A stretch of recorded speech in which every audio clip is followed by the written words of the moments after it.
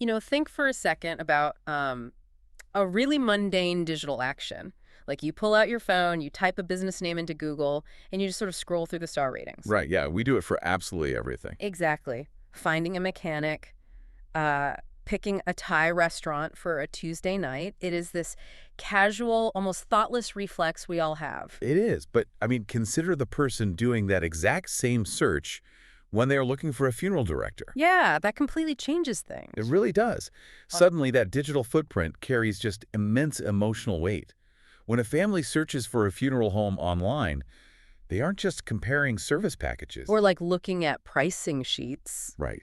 They are reading to see how a business treats people on literally the absolute worst day of their lives. It completely shifts the context of what a review even It is. does. And welcome to the Deep Dive.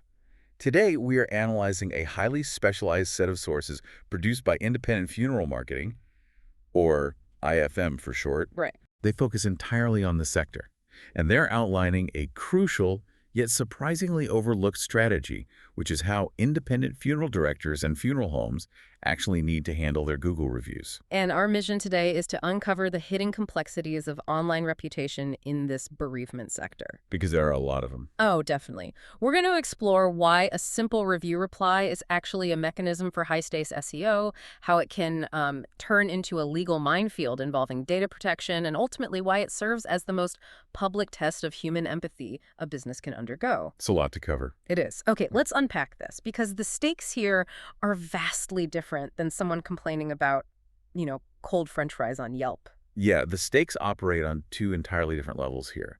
So first, there is the human trust element.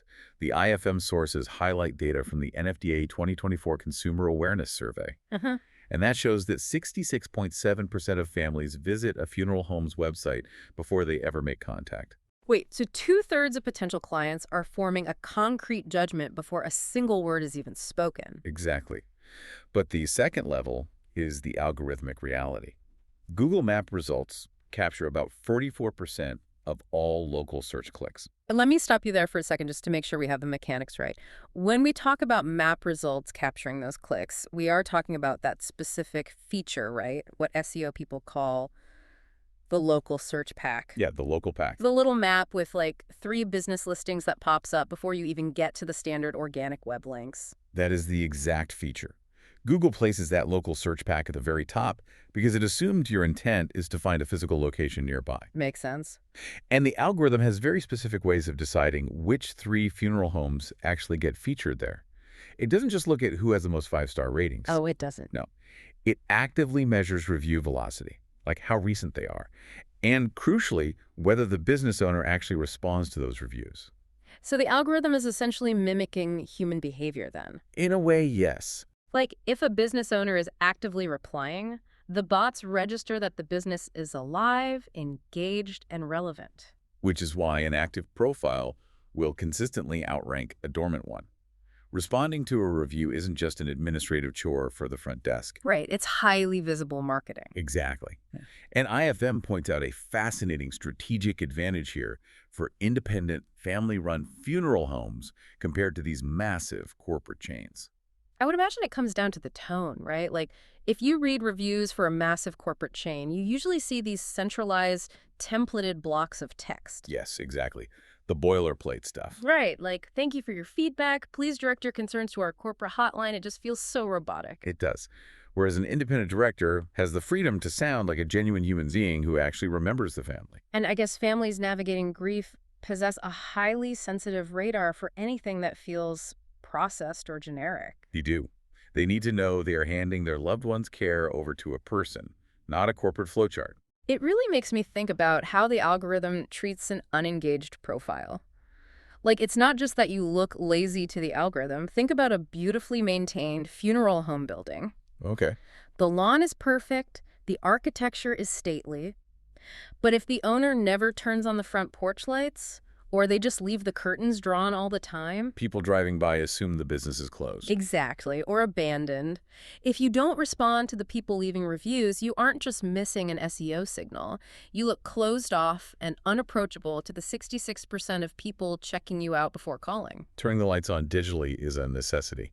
But, that brings us to the more difficult side of this transparency. The bad reviews. Right. Well, it's easy to see the value in a five-star review. We have to look at the reality of negative feedback in a space governed by bereavement. I was actually wondering about that. It feels almost taboo to ask, but do funeral homes regularly get bad reviews? They really do. My instinct would be that people might hesitate to leave a one-star rating about something as sensitive as a funeral. You would think so, but they absolutely do receive them, and often more frequently than directors anticipate. Wow. The core issue is that grief is a volatile, unpredictable state. A funeral home could execute all the logistics perfectly, but because the family is just overwhelmed by the sheer trauma of loss, that anger has to go somewhere. And it frequently gets misdirected at the person organizing the goodbye. Precisely. So the complaint might not even be about the service itself. It's an expression of the psychological state of the client. A lot of the time, yes.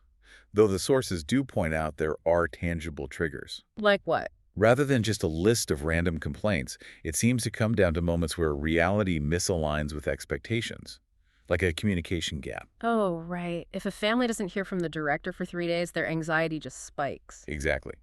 There's also the issue of pricing surprises, where the final invoice feels disconnected from the initial arrangement meeting. Nobody likes that, let alone when grieving. Right. Or a perceived lack of empathy from a specific staff member who might have just been having a rushed day. That makes sense. And of course, logistical timing. In the context of grief, time feels completely distorted. A floral delivery arriving 10 minutes late might feel like a catastrophic failure of respect to the family. I can see that. But navigating that kind of emotionally charged feedback publicly sounds incredibly fraught. It is, which is why IFM advises a highly structured four-step framework to neutralize these situations. Okay, what's step one? The first step is to acknowledge the experience as the family described it, but without admitting liability. Interesting. And step two? The second step is empathy. And the specific phrasing here is absolutely vital. You say something like, "We are deeply sorry your experience felt this way."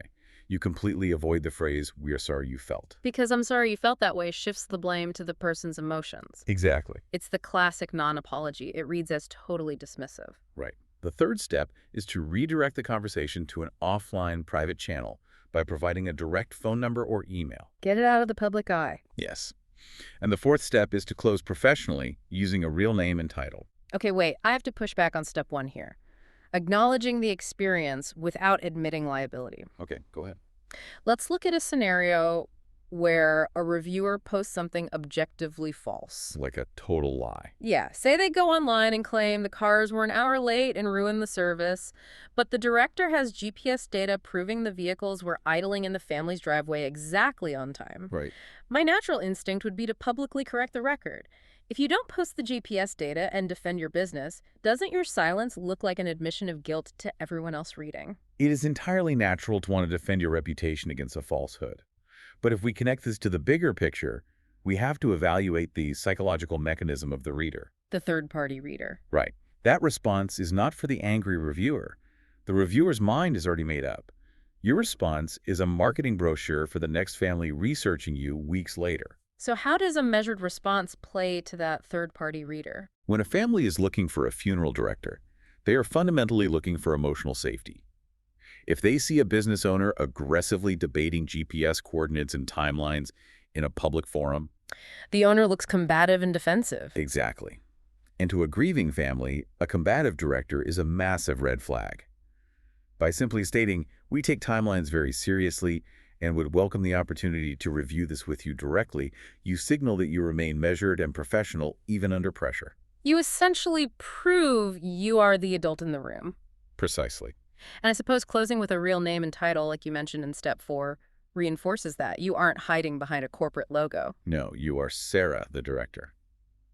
which immediately de-escalates the anger because people are much less likely to scream at an individual than a faceless monolith. It humanizes the interaction, but knowing the psychological framework of an apology is only one part of the equation, isn't it? Yeah, it is. Because according to the IFM sources, the UK funeral industry operates under regulatory constraints, where what you say in that apology can actually trigger a legal crisis. Wow. So the standard advice for like a restaurant owner responding to a review completely falls apart here. Completely. We're talking about the hard rules of responding. And the main concept to grasp here is indexing. Indexing. Yeah. When you type a response into Google, Google's bots read that text, index it, and make it permanently searchable on the web. Oh, right. Because of that, a funeral home can never include the name of the deceased, the details of the service, or any identifying family information. Wait, even if the reviewer explicitly puts all of that information into their own public review? Even then, That's the part that trips people up. Like, if the reviewer says, John's funeral was lovely, my instinct would be to reply, it was an honor to serve John's family. and doing so risks a massive data protection violation under GDPR in the UK. Seriously. Let's ground this in a mechanism. Think about a medical waiting room. Okay. If a patient is standing at the reception desk loudly complaining to the room about their specific rash, the doctor cannot shout back across the room to discuss the patient's medical history. That illustrates the power dynamic perfectly. Right. Just because the patient chose to waive their own privacy in a public setting doesn't mean the professional is released from their legal duty of confidentiality. It's like leaving a grieving family's personal diary open on a park bench. It's a massive breach of trust masquerading as customer service. Exactly. The professional always bears the burden of privacy. In the funeral sector, acknowledging a specific person's death and your involvement in it broadcasts potentially sensitive, identifying data. That is intense. And GDPR isn't the only regulatory hurdle. The Competition and Markets Authority, or CMA, also heavily monitors this space regarding pricing transparency. How does the CMA factor into a Google review? If someone complains about a £3,000 charge, can't the director just explain the invoice? They absolutely should not. The CMA enforces strict guidelines to ensure families can easily compare standard price lists. Okay. If a funeral director starts debating specific figures or cost breakdowns in a public forum, they risk creating a confusing, unverified public ledger of mismatched prices. Which contradicts their mandated standardized price list. Right. It muddies the waters of transparency. Every single pricing discussion must be redirected offline immediately to remain compliant. So you can't be overly specific in negative reviews due to the law, but surprisingly, you have to be just as guarded and careful when someone leaves a glowing 5-star review. It's true. The rules of privacy do not vanish just because the client is happy. I mean, a coffee shop owner can reply to a 5-star review by saying, thanks, hope to see you again soon. And hope to see you again soon would be the most horrifying thing a funeral director could possibly type. It would be a catastrophic failure of tact. Absolutely. For positive reviews, the response cannot reveal private details, but it must acknowledge the profound trust placed in the firm. It's a strategic opportunity to quietly reinforce the team's core values. So what does that look like? A response like, "We are honored that you trusted our team to support your family during this difficult time." That manages to achieve multiple things, actually. It does. It provides the algorithmic SEO boost by showing an active profile, it validates the reviewer, and it maintains complete dignity. Okay, here's where it gets really interesting. Managing genuine feedback is one thing, but the IFM materials outline a subplot in this industry that I just hadn't considered. The fake reviews. Yes. Because reviews were such a heavy ranking factor for local search, funeral homes are actively targeted by competitor-driven smear campaigns and fake reviews. It is an unfortunate reality of digital marketing. Yeah. Unscrupulous competitors or disgruntled former employees understand that dropping a fake one-star review will drag down a home's overall rating. And because the clientele is in such a vulnerable state, reading a single horrific review about, say, mishandled ashes can cause disproportionate damage to a business's local trust. Exactly. But if I'm a funeral director and I know for an absolute fact that the review is a fake-like, say I recognize the writing style of a competitor operating under a pseudonym, my first instinct would be to publicly expose them. I'd want to reply and say, this is a fake review from a competing business. Why is that the wrong move? Because again, we have to consider the perspective of the third-party reader. To a genuine family researching your services, an accusation of corporate sabotage sounds chaotic and unprofessional. You don't know the backstory. Right, they just see a business owner slinging mud online. IFM advises a strict two-track approach to neutralize the troll without alienating future clients. Track one being the private route. You use your Google Business Profile dashboard to flag the review, citing a conflict of interest or spam. Correct, but Google's internal review process is notoriously slow, heavily automated, and removal is never a guarantee. The review could just sit there for weeks. Which necessitates track two, the public response. Yes. Instead of calling them a liar, you reply by stating, "We have no record of a family under this name in our care, but we take all feedback seriously. Please contact our office so we can investigate this immediately." That is an incredibly disciplined maneuver. You effectively call their bluff by highlighting that they aren't a client, but you do it wrapped in the language of impeccable customer service. The troll has nowhere to go. Yeah. And the genuine family reading it sees a business that handles anomalies with absolute professionalism. It turns a malicious attack into a demonstration of integrity.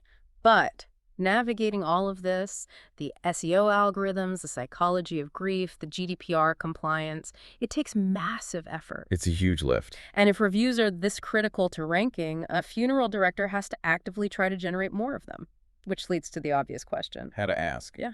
How do you ask a grieving family to rate you on Google without sounding completely tactless? I assume you aren't handing out QR codes at the graveside. That would be grotesque. Hmm. No, asking for a review requires finding what IFM calls the Goldilocks zone. Timing and method are everything. Okay, so when is the right time? If you ask in the days immediately following a death, the family is in acute grief. The request is an intrusion. But if you wait 3 or 4 months, the impulse to reflect on the service has passed, and they've re-engaged with their normal lives. So the data points to a specific window. The sweet spot is 2 to 4 weeks post-service. Got it. At that point, the administrative dust has settled, and the family can clearly evaluate the support they receive. Yeah, and the ask itself has to be low friction. Right? Absolutely.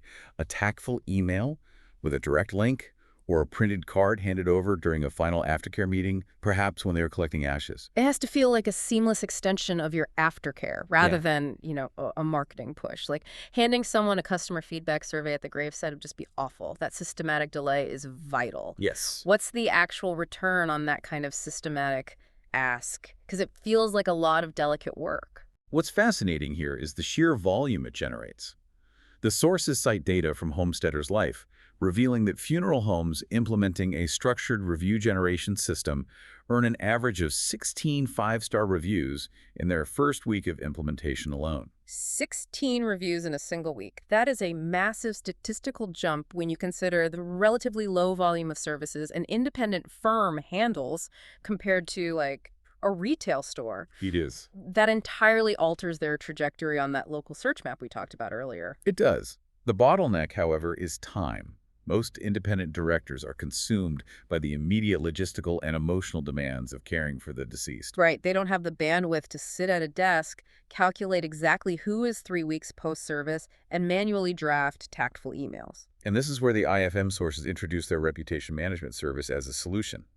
They basically build and automate this structured system for the independent homes. It removes the friction. By turning an awkward manual task into a seamless, personalized part of the aftercare process, it allows these smaller family-run firms to punch way above their weight. And outrank the massive corporate chains in local search. It essentially bridges the gap between their genuine offline empathy and the digital signals that algorithms require to rank them. So, to synthesize all of this, managing a Google business profile in the bereavement sector is far more complex than just administrative upkeep. Way more. It is a critical driver of local SEO. It is a highly regulated compliance issue. But at its core, how a business responds to people in their most vulnerable moments is a permanent public demonstration of their emotional intelligence. It basically serves as the digital embodiment of their bedside manner. Which is something to keep in mind for everyone listening. The next time you search for a local business, whether it's a plumber, a restaurant, or a highly sensitive service look past the overall star rating, scroll down and read how the owner actually responds. Look at how they handle the confused, the angry, and the grateful. Those paragraphs will tell you everything you need to know about the character of the people running the operation. Because a response under pressure is the most honest marketing a business can produce. It really is. And, it leaves me with this final thought to ponder. We've spent this time dissecting the immense regulatory care, the emotional nuance, and the algorithmic strategy required to manage the digital footprint of death today, just on a simple Google Maps profile. Yeah. But look at the trajectory of technology. What happens decades from now when AI and search engines aren't just ranking businesses, but are tasked with summarizing our entire digital legacies after we pass away? It's a profound thought. When our own lives are indexed, categorized, and reviewed, who gets the final say on the reviews of our lives? And how could an algorithm ever truly comprehend the depth of human grief? The intersection of technology, privacy, and legacy is a frontier we are honestly only just beginning to navigate. Something to think about the next time you leave a digital footprint. Until next time, thanks for joining us on the Deep Dive.